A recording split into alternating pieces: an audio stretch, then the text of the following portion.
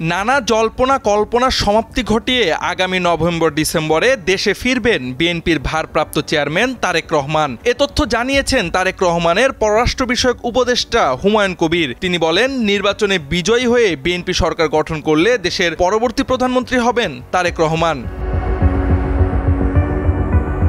আগামী জাতীয় সংসদ নির্বাচনের তফসিল বছরের শেষ দিকে ঘোষিত হবে। সে অনুযায়ী নভেম্বর-ডিসেম্বরের মধ্যে বিএনপির ভারপ্রাপ্ত চেয়ারম্যান তারেক রহমান দেশে ফিরবেন। বৃহস্পতিবার বিকেলে সিলেটের ওসমানী নগর উপজেলার গোয়ালা বাজারে এলাকাবাসীর উদ্যোগে আয়োজিত এক সুধী সমাবেশে অতিথির বক্তব্য দেওয়া শেষে সাংবাদিকদের প্রশ্নের জবাবে হুমায়ুন কবির একথা বলেন। এ সময় তিনি আরও বলেন, আন্তর্জাতিক মহলে বিএনপির প্রতি আগ্রহ বেড়েছে এবং তারেক রহমানের নেতৃত্বে বিএনপি নির্বাচনে অংশ নেবে।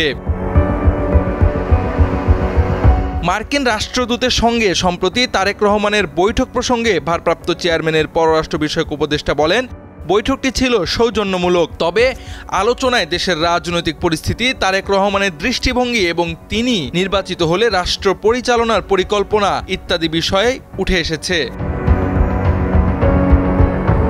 সম্প্রতি ফেব্রুয়ারিতে নির্বাচন ঘোষণার জন্য ইসিকে চিঠি দিয়েছেন প্রধান উপদেষ্টা। বিশ্লেষকরা বলেন, প্রধান উপদেষ্টার এই চিঠি নির্বাচন নিয়ে থাকা যাবতীয় অনিশ্চয়তা দূর করে দিয়েছে। এমন সময় বিএনপির ভারপ্রাপ্ত চেয়ারম্যান তারেক রহমানের দেশে ফেরাটা দলের জন্য এবং নির্বাচনের জন্য দরকার।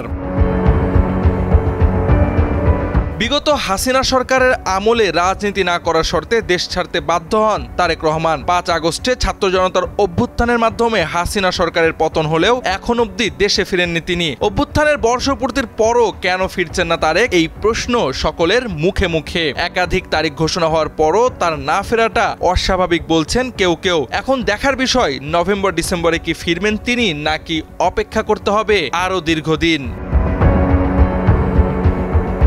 জাওয়াদ আহমদ, সময়ের আলো।